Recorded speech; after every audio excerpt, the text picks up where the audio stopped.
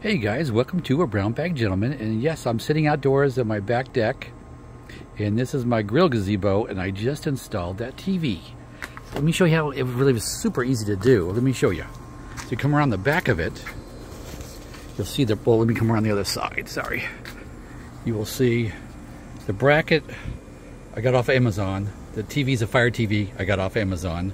The bracket is a quick disconnect. So this right here, sorry, didn't mean to do that to you. This right here is it's a quick disconnect. So you just literally pick up the TV, which weighs less than 8 pounds, and it pulls right out of there. So all I have to do is unplug it.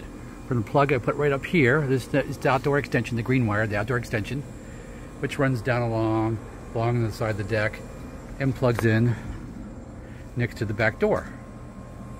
So yes, so this will be, when I want to go inside, I can just, take the TV with me. Super light, super easy, super convenient.